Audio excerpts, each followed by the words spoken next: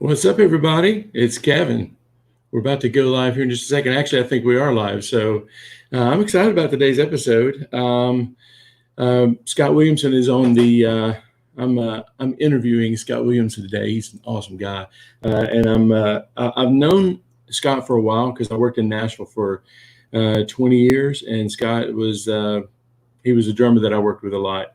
He had a lot of character. He was always willing to share what he knew, and he was a producer. I think he's a songwriter. I'm not sure. I'll get to the bottom of that soon. But anyway, so if you're coming in from Facebook, from YouTube, say hello in the chat, and I'll look at the chats right now. Hey, Mark, good to see you this morning, man.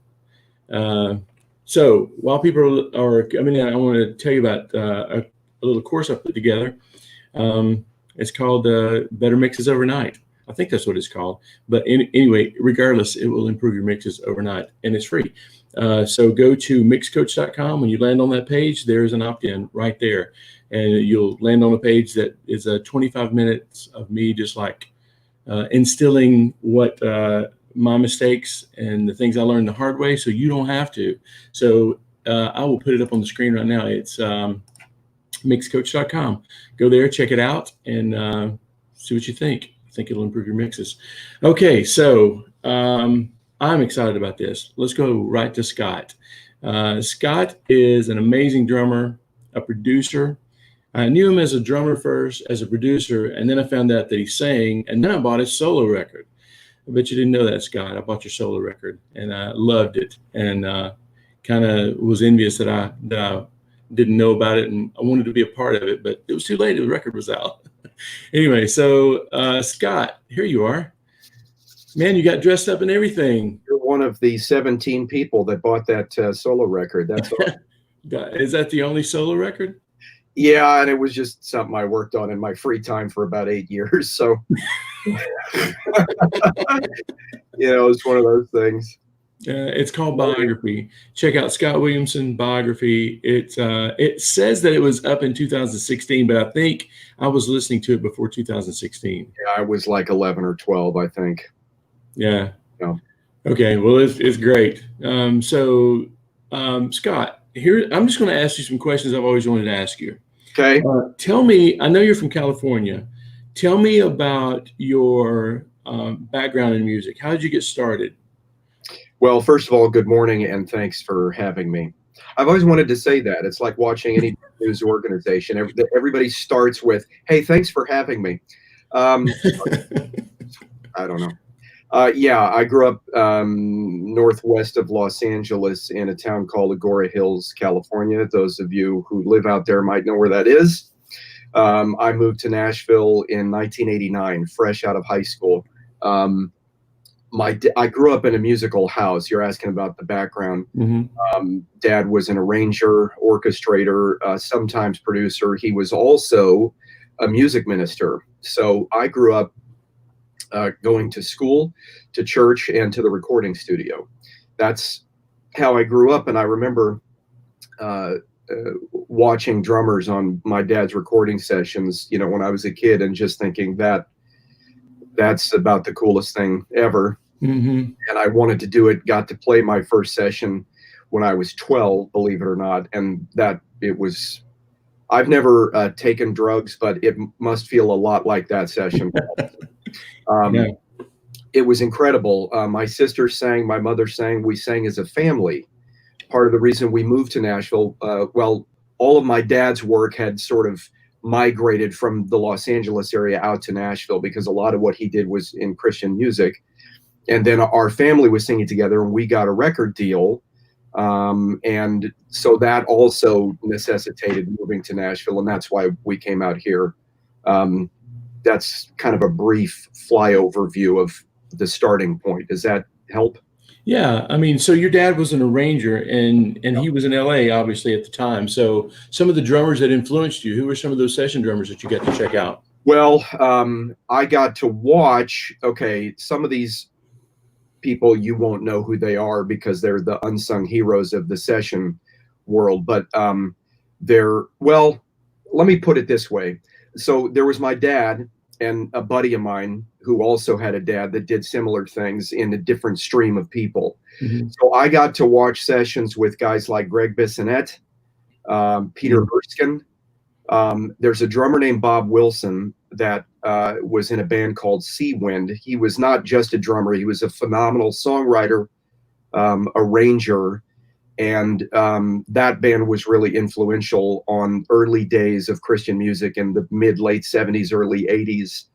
And I got to watch Bob do a session for my dad at one point, which was life-changing, because these are all guys that I would sit and put on headphones and play to their records, because I wanted to, play like these guys. So I mentioned Bissonette, Erskine, Bob Wilson.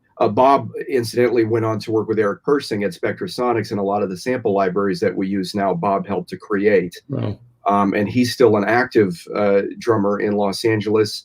I know he plays with Tommy Walker a lot, who's a worship leader out there in Eagle Rock. And so these are all amazing players. And then, of course, there were all of the big shot session drummers of the 80s and 90s, Jeff Porcaro, John Robinson, Steve Gadd, Steve Ferroni. There's so many drummers that I'm going to forget mentioning because they're all just huge influences. So did Porcaro actually play on some of your dad's stuff? Or they were just influential? Yeah, hugely influential, just because he was such a big part of the music scene of that era. And most drummers who came up, I'm 49 now, most drummers my age and even some younger than me, Jeff Porcaro was sort of an incalculable influence on music and on the way drummers approach the instrument. And that's true for a lot of the other guys that I mentioned too, Vinnie Colaiuta, Dave Weckl, all these guys. Both Never heard of them. Yeah, both in jazz and the studio world, just huge influences. I wish that I'd gotten to watch Jeff work. I know I have friends who either hired him or worked with him in some capacity, and everybody said that it was just remarkable. So, yeah. Well, so when I first got to know you, we did a few sessions together, and then you invited me to come to the Sound Kitchen, and you were producing a record for. You may not remember this. You may not. FFH, yeah. Yeah, FFH. I didn't know if you'd remember that or not, but I do. Got to hang out, and I remember very distinctly that you had two sets of drums there, and one was a tiny set of drums. Do you remember that? I do. You know what I remember about that date is something it's so funny. I know we're going to get to the engineering thing in a little bit. I came to engineering kind of through the back door. I learned to engineer in non-traditional ways. And it's funny, I can't hardly remember what I did yesterday, but I have a vivid memory of you on that session. Really? Yes, I was having trouble figuring out. It was one of the first times that I'd ever actually engineered a tracking date, and I only did it because I could, and I knew that I wasn't mixing at the time. Yeah. And I knew that the guys I was hiring to mix would be able to fix whatever I'd screwed up. I was having trouble. I don't know if you remember this. I had these sounds that I really liked, but the toms felt flat to me.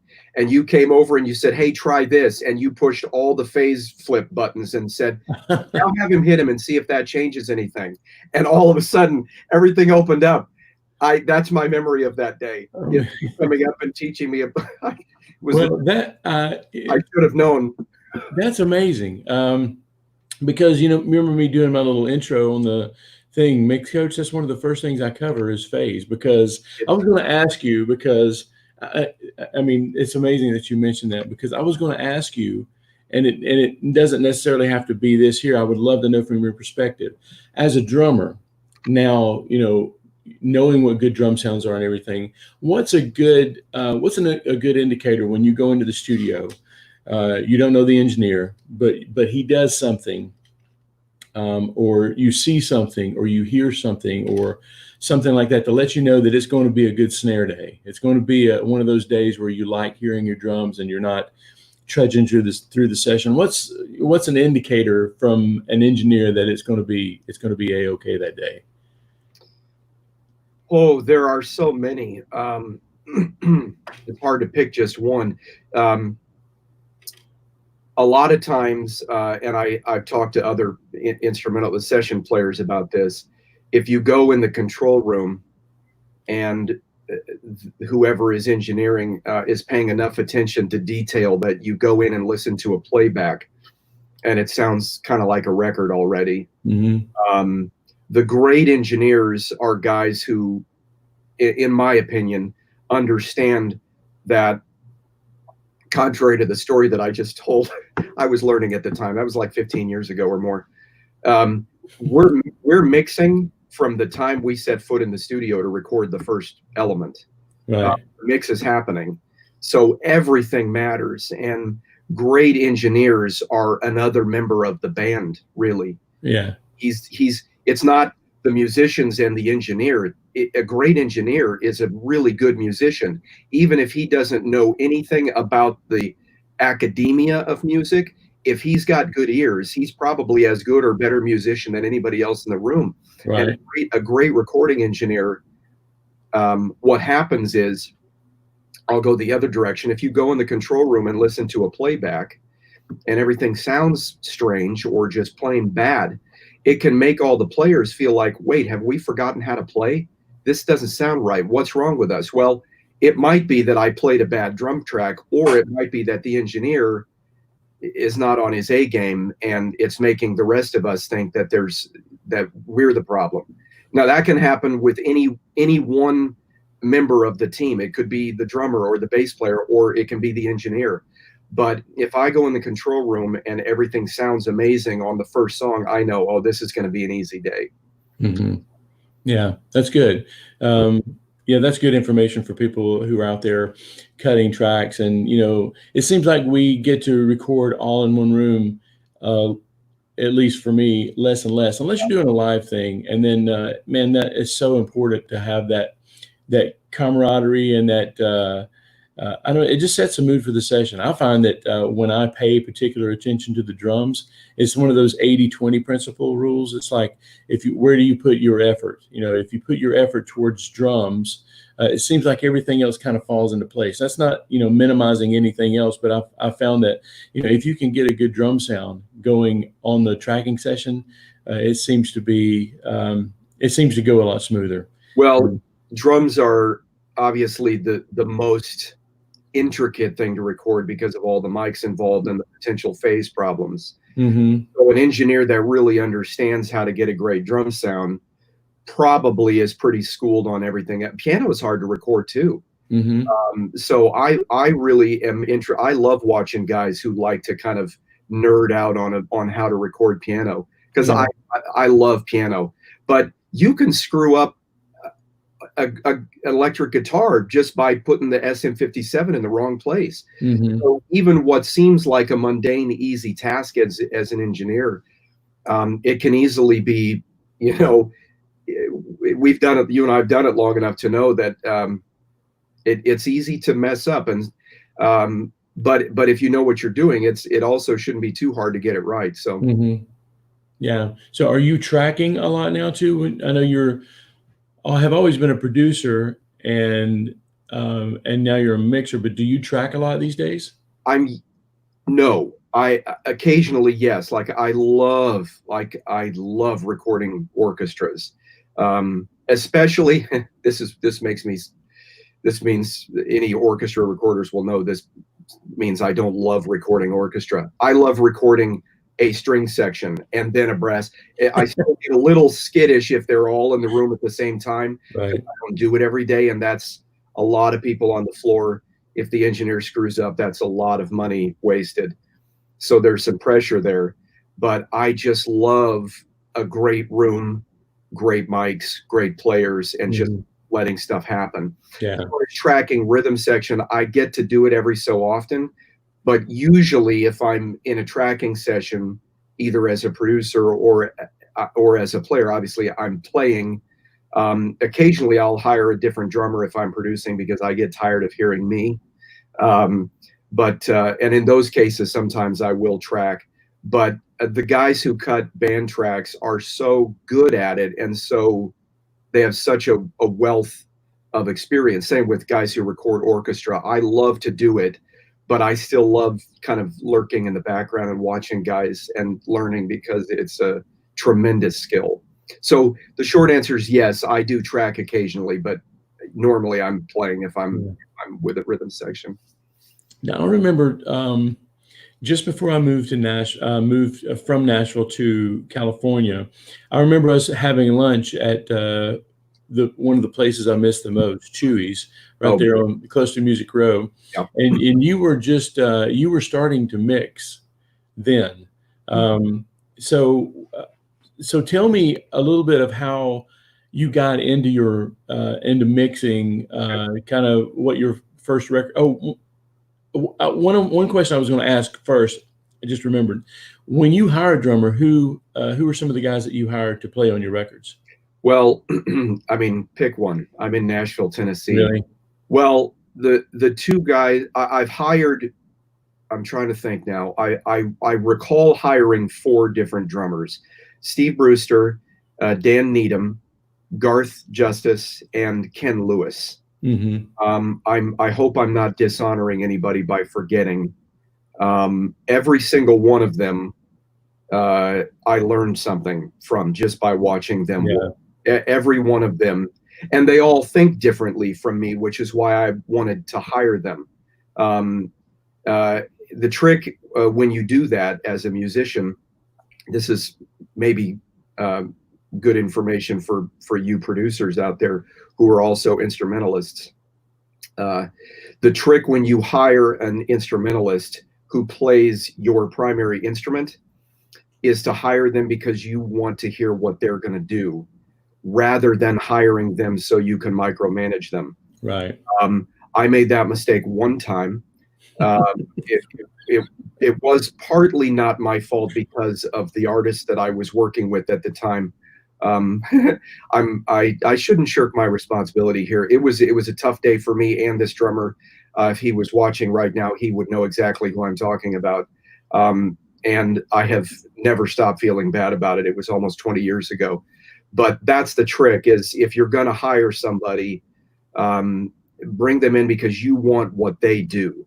And a great session player is going to be able to pretty much do whatever you throw in front of them, but they'll bring their own color to it. I have a certain color palette that I work from as a drummer. Other drummers, it's the same thing. Right. So if I'm going to hire a different player, ideally, I'm not going to make him miserable all day by trying to tell him to play like me. Right, right.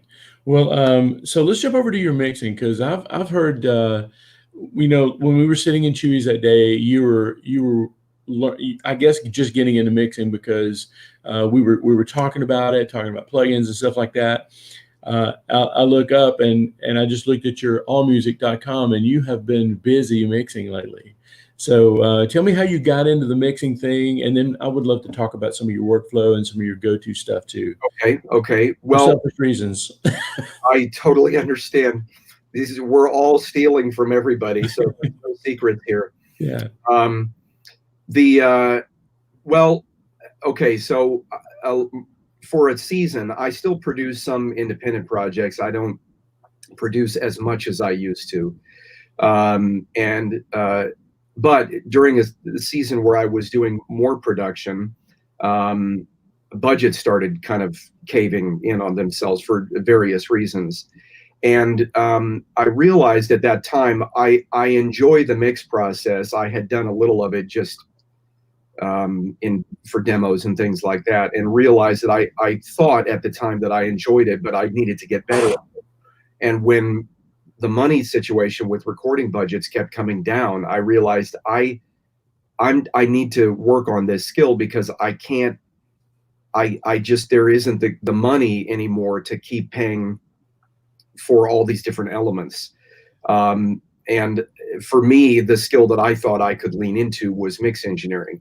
For some guys, they can program, they can avoid, you just find ways to squeeze expenses in different ways. And for me, the thing I thought I could improve on, I hate to even say this because of all my mix engineer friends, but that's how it was. And I think everybody's understood that over the last 15 years. We've all had to kind of find ways to make smaller budgets work. So I started mixing for myself, And after a few years of doing that, I thought, the only way I'm going to find out if I'm good enough at this to do it for somebody else is to ask somebody else to let me do it. And I had some country song demo clients that I worked with who'd really like to make their demos sound like records. And one of them in particular, I was playing drums for him one day, and I just pulled him aside and I said, hey, send me a couple of mixes and let me audition for you. If you don't like it, don't pay me. And that's how it started. He liked it. One thing led to another. I started mixing for other songwriters, started out kind of just in song demo land, and then that led to doing some records, and the rest is so that was the kind of the launch pad for it, if that answers your question. Mm-hmm. Yeah. I would love to know too. So when you get a project and you've got all the files there, how do you start? How do you start your mix? If it comes to me, and I use Pro Tools as my DAW. So if it comes to me in Pro Tools, all I have to do is just move tracks around to where I like to see them. Like most guys, I've got a specific color code in Pro Tools that just kind of, gets my vision focused. If it comes to me, just as WAV files from some other workstation, then I have to organize the session, which takes, sometimes 45 minutes or an hour. Because you know how it is, the WAV files come to you in alphabetical order. And so importing them into Pro Tools and then trying to get everything set up takes a little bit of time.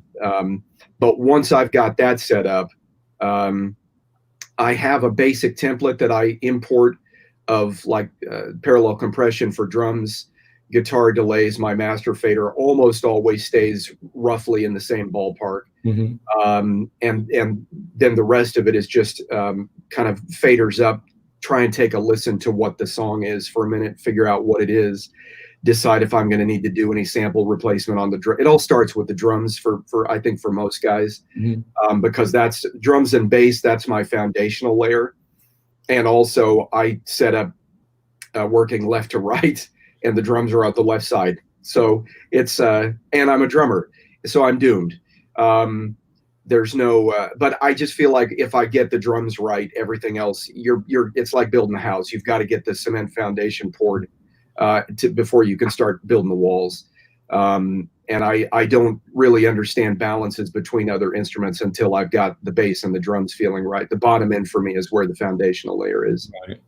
Well, it's epic. Your drums sound amazing, and of course, a drummer mixing drums has got to be the best of the best, right? Well, it is if they were recorded well. But the cool thing is that now the good news and the bad news is that we can, we can almost fix anything just with sound replacement. Which I love that, and I hate that because it.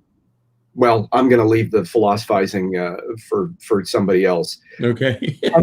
A compliment coming from you is really meaningful to me because you're a phenomenal tracking engineer and mix engineer. So I am utterly flattered that you like the way my mixes sound. I'm honored, man. I seriously am.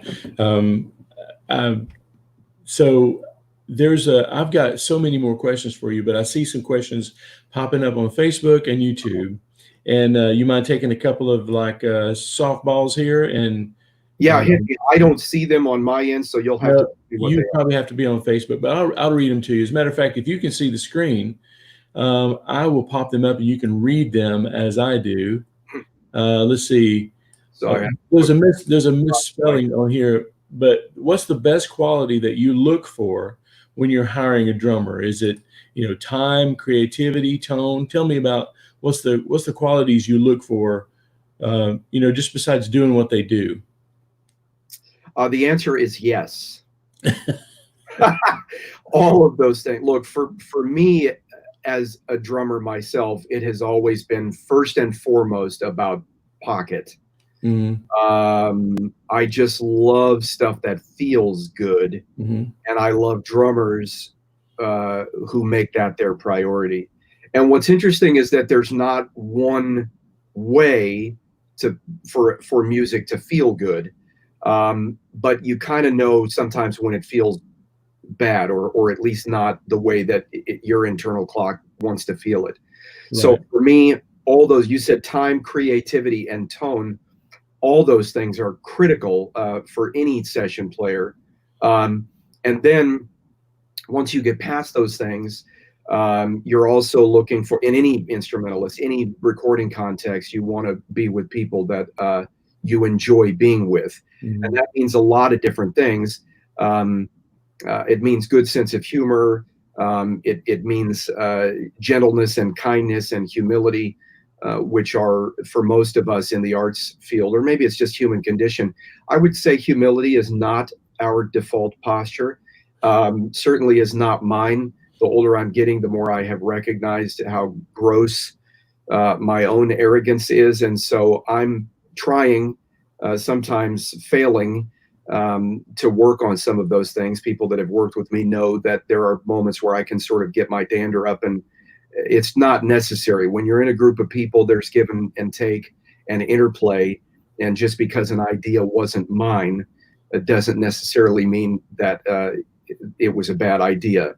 And likewise, if I have an idea that was rejected, it doesn't mean my idea was bad. It just means somebody else had a better idea, or a different one that was better for the song. Yeah. So there's a lot of elements, but just in terms of playing, since that was your specific question, yes, all those elements are critical. So I guess let me ask a question that maybe he may not be asking, that I am actually interested in too. You mentioned several drummers. You mentioned Dan. You mentioned Brewster, Garth. There's several other drummers that you may or may not have used that maybe you'll use in the future or whatever. And I would just like to know, kind of, when you hear these drummers' names, tell me, kind of like in 2 or 3 words, kind of like, what's their vibe? What's that thing that you would say, okay, that this is the kind of track that I would hire these guys for. So like, what about Dan Needham? What is his thing? Well, let me gently push back on that just a little bit. Now, Okay. there are guys who I might not publicly say they have a thing, but they do. But then there's other guys who are such incredibly good players, and they're so well rounded that I would hesitate Mm-hmm. to say they've got a thing. Mm-hmm. What I would say is, this is just me internalizing the question. What I would say is, whatever it is they bring to a song is different from me. I could put any song in front of them, Yeah. and I think I would like what I got. It just wouldn't be what I played. Mm-hmm. So like, for instance, Steve Brewster. I don't know if he would explain it this way, but when I listen to him play, I just hear colors. I Yeah. hear influences that are just not the same as my own. And yet we could both be hired to play the same song. Right. I think the client would probably be happy with both approaches. So it's kind of, well, pick your poison for today. Yeah. So there are obviously some players we could all think of, and you would go, oh, well, he's, just his thing is fill in the blank. Yeah. But some of these guys are my friends, Mm-hmm. and I have such respect for their ability to fit into almost any context that I would hate to say this is their thing, because you put them in the chair and they're going to nail it no matter what it is. That's a fair question, because I know that Nashville, at least in my experience there, has always been Nashville, and not the town. I don't know if it's the people. I don't know what it is, but they tend to say, Scott Williamson, he does this and he does it really well, so only hire him for that. Yeah. And it's hard to keep away from that. Yeah, it's a little bit, nobody likes to get pigeonholed, although there's no way to avoid it, because everybody, if I take the flip side of the argument, obviously everybody's got something that they probably do better than anything else that they might play. I would not consider myself a schooled technician in the old school country realm. I can play it well, but there are some guys who you listen to it and you go, my gosh, it's so clear that they have gone to the well in terms of their influences, so they can play like, they can make it sound like, fill in the blank, like an old George Jones track or something, or a Merle Haggard thing.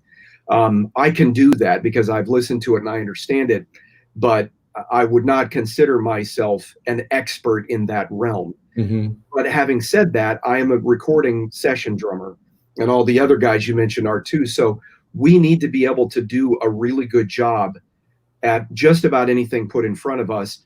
The one caveat I would say is there's some stuff that's really specialized, and you would absolutely say, oh, if you're going to do like a 80s, I don't know, like some kind of a speed metal thing or something, you definitely need to call Jerry Rowe or Tony Mora. These are guys who can play anything, but if you need that specific thing, that's like, I just can't, that's not what I do. Right. And I'm sure if you were talking to other drummers, they would tell you the same thing, maybe with a different twist. Yeah, So, that's good. Okay. Yeah. So there's a follow-up question that Drumstick Tortoise wants to know. Okay. And when you're tracking drums, how much processing do you do, or have you seen that you can appreciate and says, you know what, that works? How much processing do you see on the drums on the day of the session? It depends on the day and the engineer. I've seen really good engineers do it both ways. Usually, at the very least, there's some EQ carving going on, particularly on kick, snare, and usually toms. Some guys will leave the overheads and rooms alone just because they want to leave themselves options. But usually there are enough weird overtones coming off the close mics that you have to carve out some of the weird frequencies. Mm-hmm. Having said that, I've been with some guys that do very little. They love to doink with mic choice and mic placement, and make that, they'll EQ a little bit, but they won't carve. And the guys that know how to do that, I trust them implicitly. I've worked with other guys who it's almost, I mentioned a minute ago, we're mixing from the minute we start recording. Mm-hmm. Well, there are some guys who take that very seriously, and they will compress and EQ. They'll really, basically, if there's enough time, they'll start noodling around with stuff every time we move on to the next song. Mm-hmm. Because they're trying to get the drum sound or the guitar sound or whatever it may be for the specific song. So they'll move mics, they'll change compressors or defeat compressors altogether. Yeah. So I've worked with all manner of guys that they've got different approaches. And as long as it's somebody that knows what they're doing, I will trust whatever the approach happens to be. If you're in a situation where you have to get a lot done in a day, which more and more that's the case, I get, and Kevin, you may or may not agree with this, I could probably make the argument that you should leave yourself as many options later on as possible and maybe not carve too hard. But I think even that's negotiable. I agree, because you can, but it's really hard to uncompress something. That's right. Right. And it's something that, and of course, there's even options after you destroy something with a compressor, you can always trigger it, right? Okay, so I got a couple of quick questions here, and then I want to move on to your workflow a little bit. Okay. My buddy Blake says, how about that Scott Williamson snare sound? Big as a barn, but doesn't muddy the mix too much. Are you using samples, or do you have some like special voodoo sauce that you're putting on that thing? Well, I avoided sample replacement in the early days of my mixing. I just really, really wanted to be a purist. But then I'm sure it must have been because I got something to mix where the drums were giving me too many problems. I'm not sure I don't remember exactly why I decided to start experimenting with sample replacement. But what I do remember is the first time I tried it, I thought, oh, well, I get it. This makes everything so much easier. Well, when you've got a sample that is exactly the same velocity every time it's hit, the problem is that it's made, like, as a drummer, I'm sensing this now. I'm just not as, I'm lazier than I used to be, because I know it's all going to get, scissored up and then sample replaced, or at least sample massaged in the mix. I try to use and almost always am able to use some part of the actual sound, and then I'll layer a sample underneath it. That sound sample library that has become so famous that Paul Mabry did is a indispensable tool. I've made some of my own samples, either at other studios or here at home in my home studio, which are really helpful. But yeah, there's just some, and of course, like most guys, I've probably got 5 go-to snare samples, or sometimes it's more than one sample being layered, but usually one of those samples or a combination of them will always work in some way. So what are you doing? I know that, well, I have a few kick samples, or one in particular that I don't do anything with. It just works in the mix. I don't have to do anything to it. Snare are a little different. They vary from song to song.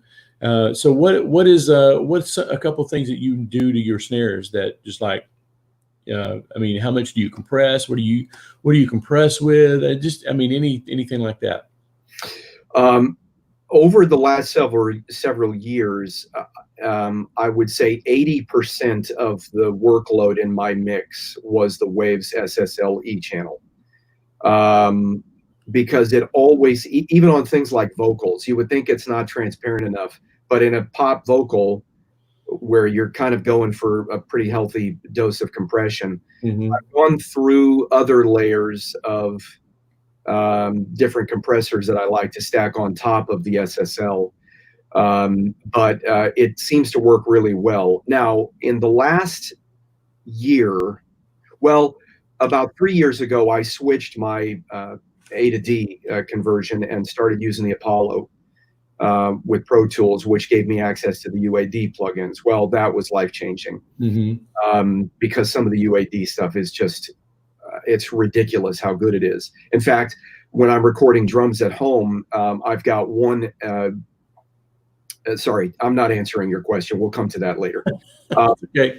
The specific question was snare drums. Sorry for the tangential commentary there. A lot of times it's the SSL channel, at least to start with. It's probably been 7 years ago that I created a kind of a EQ and compression curve that I did at Save As. And I'll start there on the snare drum and then adjust it based on whatever the needs are of the snare. Some guys like to just add sort of a shelf under 100, 150 on a snare. I usually look for the fundamental on the snare drum on sort of a tight cue and then boost whatever that frequency is. It doesn't always work, but that's sometimes that works really well. Yeah. I'm almost always gating the snare and getting grace notes. If I'm lucky, I've got a relatively close kind of trashy mono room mic that I can just squash the daylights out of and get grace notes out of the snare, because I'm sure you know what I'm talking about. Any engineers probably know the hi-hat leakage into the snare mic is usually prohibitive enough that I feel like I have to gate, which I know gating is a really dirty word for some people, but everybody's got their bag of tricks. If I can find ways to get the grace notes, assuming the song needs them, that's the first thing, is what we need to serve the song, not our cool idea of whatever it's supposed to be. Play the song, not the drums. Mix the song, not your gear. Yeah. But all that to say, SSL would be the first answer to your question. Having said all that, the UAD plugs and now some of the plugin alliance stuff has made me, I'm still using the SSL on kick and snare a lot of the time, but there's a couple of things UAD is doing that are amazing. There's the API stuff, although sometimes I like to use the API like on the front end when I'm recording drums at home. and then mix with something a little more aggressive like SSL. The other thing I've been using a lot lately instead of the SSL, depending on the song and what the needs are, is the Plug-in Alliance just recently released the Focusrite Blue, the whole channel strip with everything on it. It is so cool and totally different from, it's just a different palette. Great on vocal. It's great on everything. So I've been having fun with that. I'm using it almost always on toms now. I don't know what it is about toms, but the Focusrite on toms is just magic. Great on kick drum as well. I'm finding that I still tend to lean toward the SSL on the snare drum. Plug-in Alliance is doing the J9000 now. I have not bought it yet. I've got some friends who are raving about it. Really? And I have a feeling that that's probably going to be the next item on the list. So, well, it's funny. You mentioned a couple of things. You love the E channel. I love the E channel. Yeah, it's some of my go-to. The bell EQ on the top. Yeah, it's really magic. To me, there's, and I don't know if you tried this or not. If you haven't, you should try it.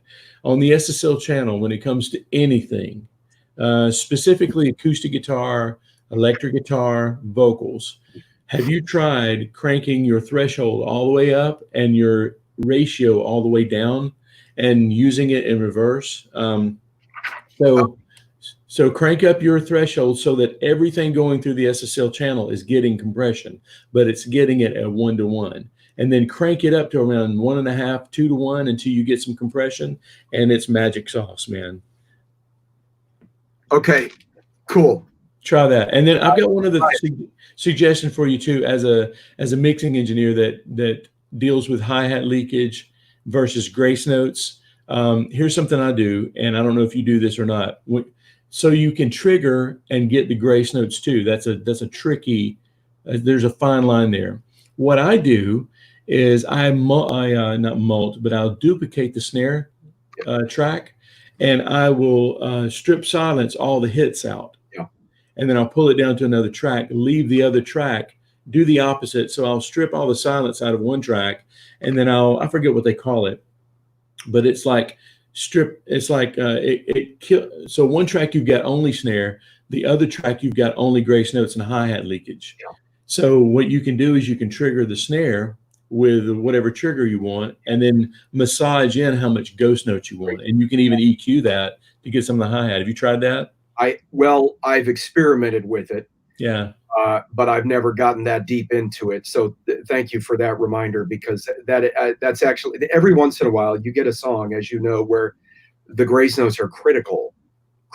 They're like a huge part of the sauce. And if you're frustrated that you can't make them work musically, those tricks are really helpful. So thanks for that reminder. Let me know how that goes too.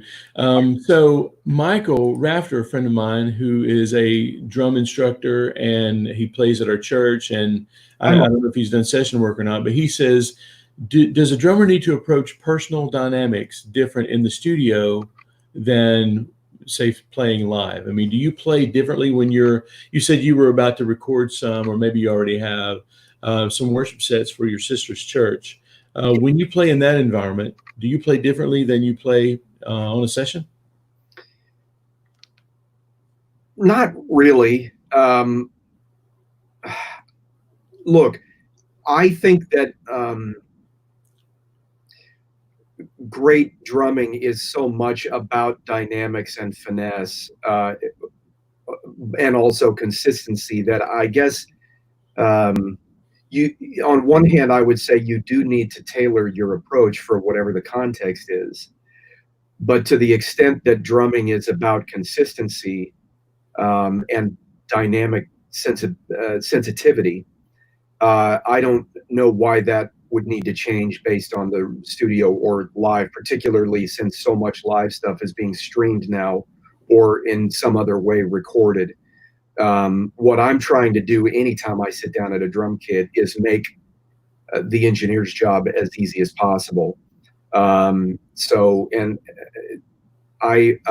the studio, obviously there is more attention to detail, because for everybody in the band and in the control room, because what you're recording something for posterity, so it's going to get listened to, perpetually for who knows how many years, and you want every element to be really thoughtfully considered.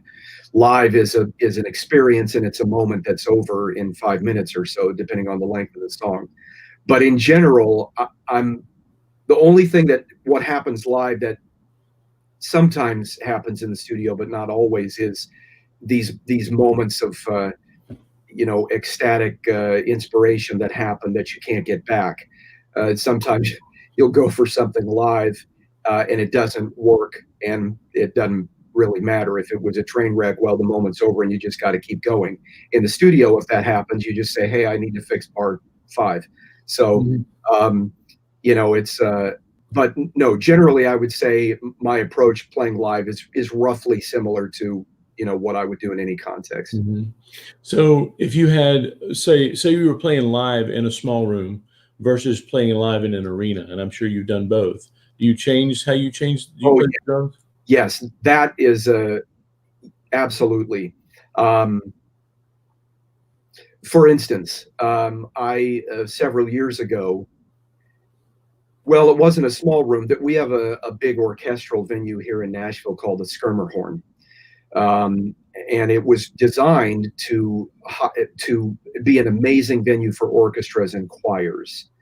I don't know how many people it seats. It's a relatively large venue, and it's a very live atmosphere.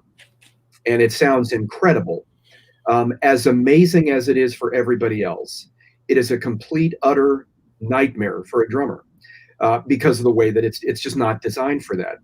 And I had to do a few pop events there where I am on stage with an orchestra and singers, and I've got to figure out how to fit into this scenario. So I'm using this to try and answer your question. Sorry, long answer.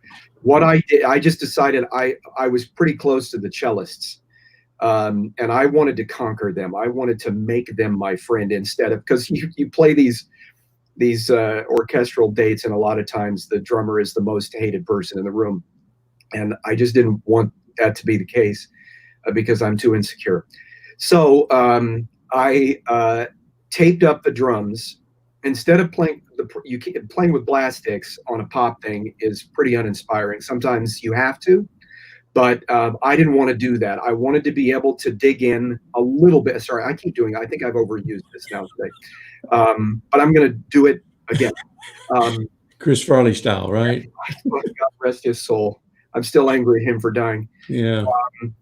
I taped up the drums and cranked the snare way. The snare is always the biggest problem. Snare and crash cymbals are always the thing that drive people crazy in a volume challenge.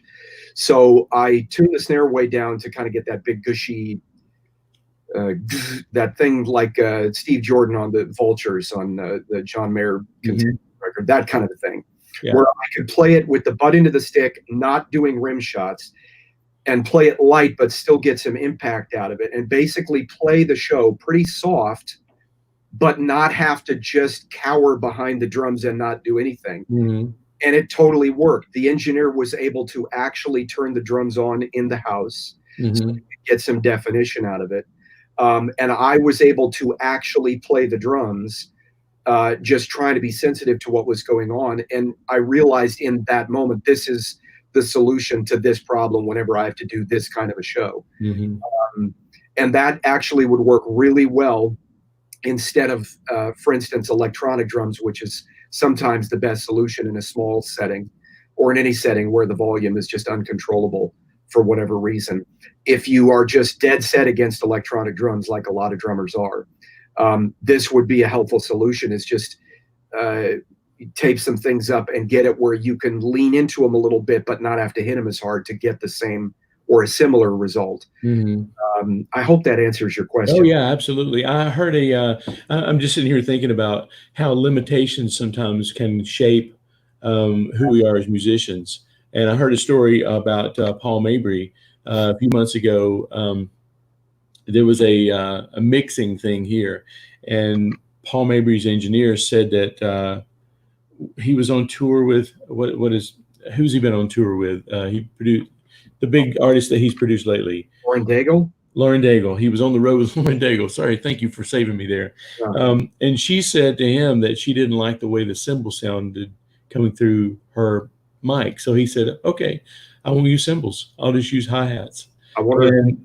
And then to listen to that at least the tracks that I heard, it shaped the sound. I mean, not having the cymbals in he was able to get the drums up a little louder, and he was able to do creative stuff with two different sets of hats. So I just can't help but think, how all the limitations that we've had through our career, if you look back on it, those are the things that really define us as being able to work in a situation and be better in it and be better because of it.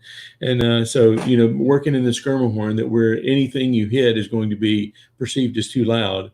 It's pretty cool that you tune the drums, and that's pretty cool. So yeah, you did answer the question. I hope, Michael, if you've got any follow-up questions for Scott, ask him, and I'll show him later. Okay, so Brad Phillips says he's got a recording studio in South Carolina, and he said that he noticed on the last Triumphant record, which you mixed, that you have the 4 parts panned out to different places. Can you talk about that method? I wonder if he means the vocals. I think he does mean the vocals. I'm not positive though, because I will check this out, but I haven't checked out this mix yet.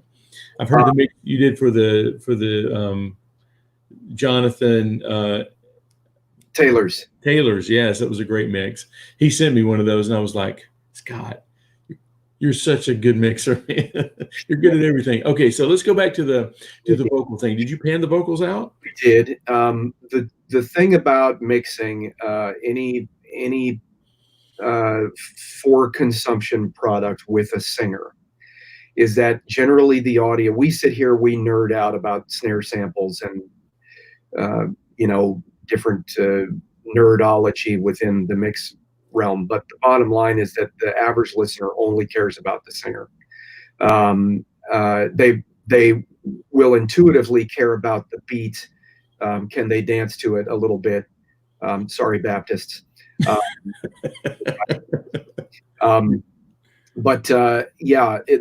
Obviously all of the elements matter, even for people who aren't particularly musically inclined. They have a sense about it, but what they want to hear is the singer and the vocals. So at the end of the day, what I'm trying to do anytime I sit down to mix a pop track is create space for the lead singer primarily.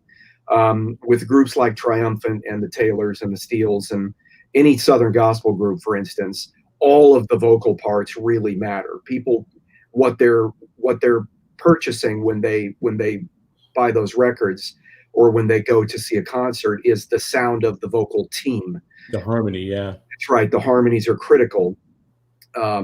So you've got to make sure that they're all heard with emphasis on the lead vocal. But since the lead vocal is going to be right up and down the singer, more often than not, probably 99% of the time, you've got to create a space around it, not only so that the lead vocal can be heard, but so that the other parts can be heard in their proper space. Mm-hmm. So you've got to do a little bit of panning, and generally, so I just kind of spread everything out a little bit around. Just think of my face as the center vocal and the parts out here. And some groups will stack their parts a little bit. So you've got at least two stacks of the middle part and 2 stacks of a top part on top of the lead vocal. And usually the bass vocal, if there is a bass vocal, doesn't stack. And that has to be somewhere close to the center as well because of what it's doing. And people really want to hear that bass vocal, which is Kevin knows that's one of the most challenging things about mixing a quartet is figuring out how to get the bass vocal in there without covering up the lead. Yeah. Tricky, but I'm generally panning each vocal part a little bit, like in increments, and I just do it to taste based on what feels right to me in a given song. But I'll pan the first part like this, the second part like this.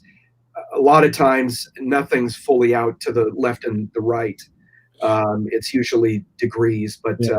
I'm just trying to create space so that the lead vocal becomes the star. Yeah, that battle between, especially when you're mixing a quartet, is very, very real in getting the bass singer loud enough. And depending on the group, how good the bass singer is, the louder you want it. But I'll tell you what I do, and you may want to give this a listen next time. I mix, I mix in an order that my ears naturally make me put the things in the right place. So because what you mix last, you mix loudest, as you have probably picked up on. There's a story of me recording at the Sound Kitchen, and there was a group, and we were mixing the last song, and they decided that they wanted harmonica on there, and I said, "Let me call Terry McMillan, God rest his soul." And so Terry came in. The song was mixed. Terry blazed through a harmonica part, and it was killer. They said their goodbyes, they left, and I took the next 2 hours trying to get the harmonica to sit in the mix. It's like, why? This mix was fine before the harmonica. Why can't I get it on there? And then I figured out that he's the last thing I'm mixing, so he's going to ride the top of the mix all the time. Yep. So I took the lead vocal out, I took the harmony vocals out, and then I rode the harmonica in because I wanted him to ride above the band, or else, or what's the point? Because he's kind of featured, right? So he's the last ride over the band. Then I put the vocals in, and everything was great. So what I do is I try to prioritize for you guys who mix gospel music and quartet music and anything that's really vocal driven. If you will prioritize what's important to the group that you're mixing for and mix it in that order. Like yesterday, I was mixing some worship stuff where there's a team of vocals singing, and you don't necessarily want to hear everybody else. It will be a choir or a quartet. It's not like that. You want to hear the main singer, and you want to feel the other singer. So, right. So when you do that, take the lead singer out, mix the background vocals in, then put the lead singer on the top, and presto, the most important thing, the last thing you mix is the loudest. So what I do on quartet music is I usually mix the stacks first, and I get them blended, because a lot of people don't blend the stacks. I think it's very important. And then I'll mix those parts, their main vocals, and then I usually mix the bass vocal, and then I'll mix the lead vocal. Yeah. Because I have an arranging background, vocal arranging, and occasionally I've made attempts at like string charts before and realized I'm going to leave this to the professionals. But I'm mixing as if I was arranging. So piece of the mix, whether it's instrumental or vocal, a lot of times I'm mixing stuff together. Like even when I start out on drums, there's still a little bit of everything in there because I want to know, what am I trying to, how can I make these drums work to go with what I know I'm about to start turning up?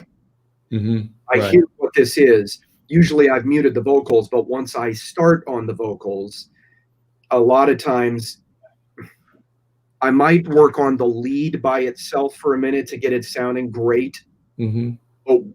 But once I start listening to other vocals that are surrounding, a lot of times I've got to do them all together so that I understand balance-wise what's going to make the most sense with the singer. Right. But that's one man's approach. That's just because of the way my brain's wired and because of my, like I say, my arrangement background. If I don't hear all those elements, if I suddenly drop them all in one at a time, it doesn't make as much sense to me. But I have, and you're one of them, other brilliant mix engineer friends who have to come to it from they come in through a different doorway. And it sounds every bit as good or better than what I would do. So it's just flavors. Yeah, that's some good stuff, man. Man, it's already an hour later. 1 hour later, we're still talking about this stuff, and I could talk to you for another hour. But maybe we should save it for another episode. That's up to you. I would love it. I would love to just nerd out on mixing stuff because I think you do it very well. I would love to talk more about your producing. Are you a songwriter, by the way? I have been known to write a song. It's never been a huge part of my income, but yes, the short answer is yes. Well, I was listening to your biography record, and I wondered if you wrote some of the songs on there. That was when I wrote songs. And like I said, it took me 8 years. So not the most prolific songwriter, but yes. Yeah. I think they're great. I Right. think they're great.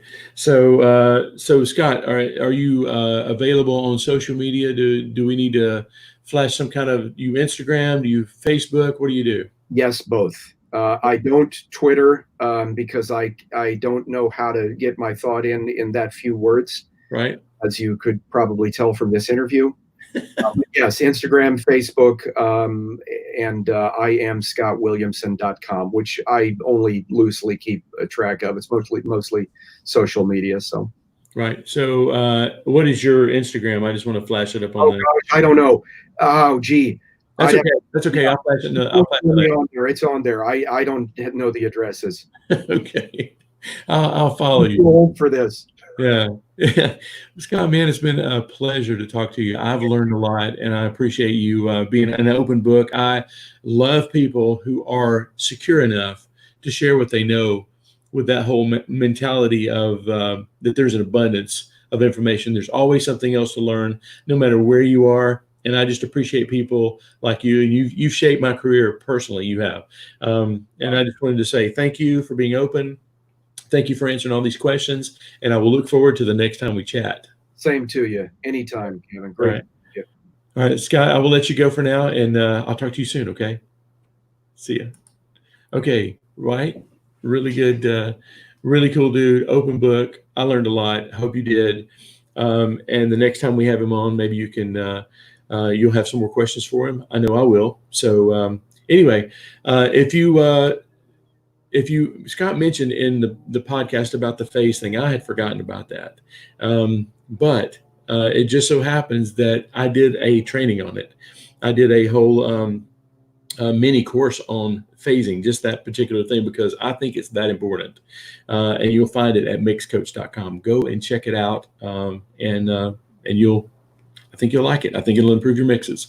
It may be something, I always say that phase doesn't care how long you've been mixing or who you're mixing or whatever. It's still gonna factor into your mix. So check it out. Okay. Hey, thank you guys for hanging out with me. Brad, Blake, too many to mention. Fernando from let's see, where did you call in from, Fernando? Costa Rica or something like that. Anyway, I just want to say thank you all for coming. It's been a blast hanging out, and I'll see you soon. Okay, take care.